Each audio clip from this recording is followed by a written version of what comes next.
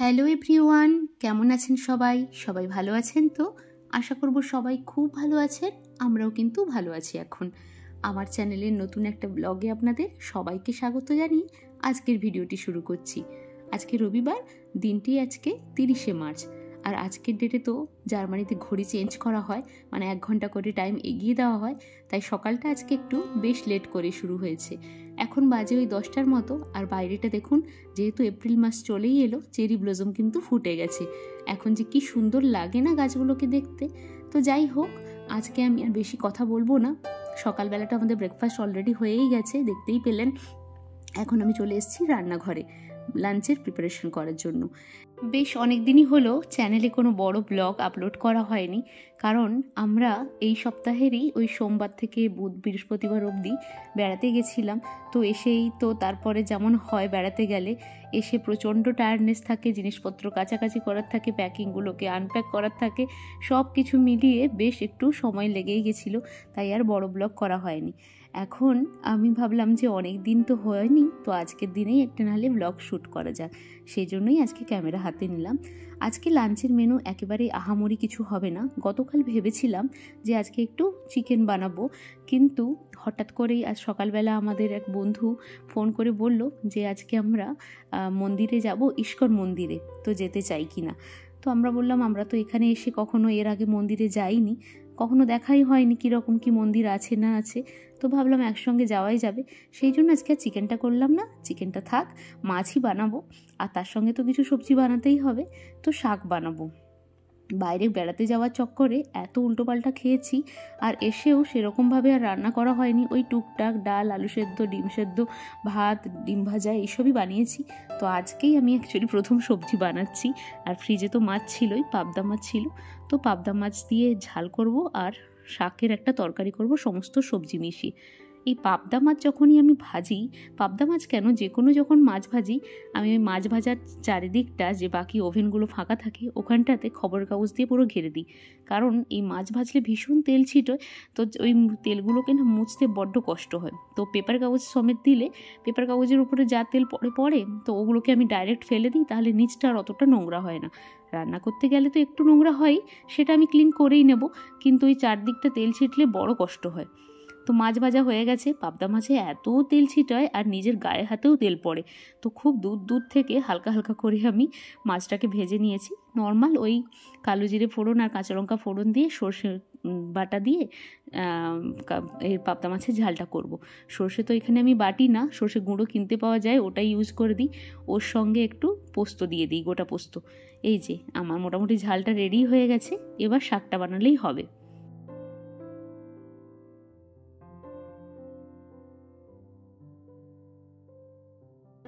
একেবারে একটু বেশি করেই বানাচ্ছি দুবেলার জন্য, কারণ মন্দিরে তো যাব, ফিরে আসতে কখন বাজবে বা কটা বাজবে তা তো জানি না, তো একেবারেই দুবেলা রান্নাটা করে নিচ্ছি।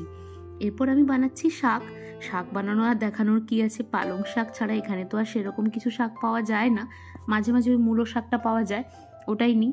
আর বাংলাদেশি সুপার মার্কেটটাতে মাঝে মাঝে ওই লাল শাক আসে, কিন্তু সেটা অনেকটাই বাড়ি থেকে দূরে, তো যখন আসে তখন আর ওই শুধুমাত্র শাক নেওয়ার জন্য যাওয়া হয় না। তো পালং শাকটাই যখন পারি খাই। তো আজকে একটু পালং শাকটা সঙ্গে অনেক কিছু সবজি মিশিয়েছি, নর্মালি আলু বেগুন দিয়েই বানাই। আজকে তার সঙ্গে যা যা ছিল বাড়িতে, বিট, গাজর, বিনস সব কিছু মিশিয়ে করছি। আর পালং শাক তো দেখতে মনে হয় অনেক বেশি। এই যে পালং শাকটা কাটা আছে, এটা 250 পালং শাক, তবে শুধু শুধু পাতা আর একটু করে গোড়াগুলো আছে। আমাদের ওখানের মতো তো এখানে পালং পাওয়া যায় না, এখানে পালং পাতা পাতা করে টুকে টুকেই এরা বিক্রি করে। তো পুরোটা দেখুন, দেখে তো মনে হচ্ছে কড়াটা ভর্তিই হয়ে গেল, কিন্তু হওয়ার পর তরকারিটা এইটুকু হয়ে যাবে। তো আপাতত এগুলোকে দিয়ে আমি ভালো করে ঢেকে দিই, একটু সময় লাগবে ওটা জোরতে। আর এদিকে আমি একটু ডাল বসিয়ে দিয়েছি প্রেসার কুকারে, এক ফোড়নেই বসিয়ে দিয়েছি। আর ওদিকে আমার ভাতটাও হয়ে যাক। তো চলুন এখন এই রান্নাটা করে নিই আমি ঝটপট করে। রান্নাটা হয়ে গেলেই আমি স্নান সেরে আসি। অভিষেক বলছে ওর বড্ড খিদে পেয়ে গেছে, তো আমি বললাম ওকে যে ভাতটা নামিয়ে নিতে, আমি বরং স্নান সেরে আসবো ততক্ষণে।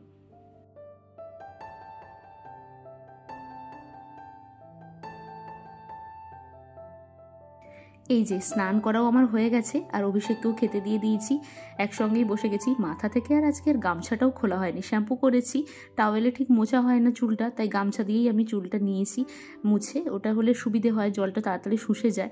তো আমরা সেই মাথা না আঁচড়েই আমি খেতে বসে গেছি, কারণ অভিষেকের খিদে পেয়ে গেছে বলে তাড়াহুড়ো করে। তো চলুন এখন খেয়ে নিই, আমরা ওই বেরোবো 4টের দিকে, একটু রেস্ট নেব তারপরে বেরোবো।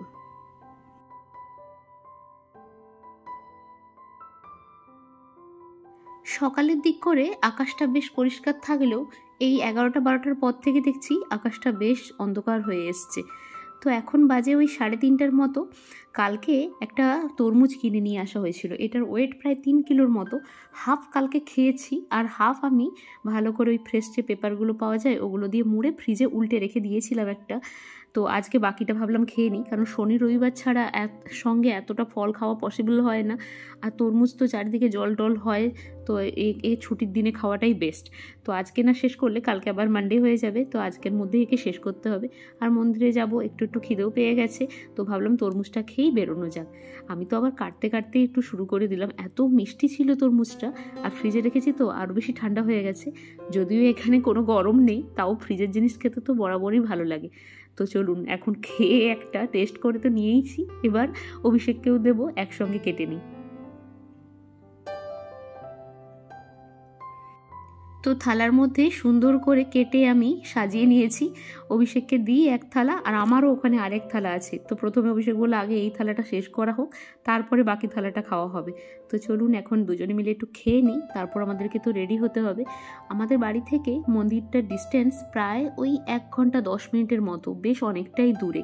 আর আজকে যেহেতু রবিবার, অনেক কিছু লোকাল ট্রেনগুলো যেমন এসবান এগুলো চলছে না। অ্যাকচুয়ালি এসবান দিয়েই আমাদের বাড়ি থেকে মন্দিরটা কানেক্টেড, কিন্তু যেহেতু চলছে না তো আমাদেরকে বিভিন্ন পার্টে পার্টে ভেঙে ভেঙে যেতে হবে, তো সময় লাগবে।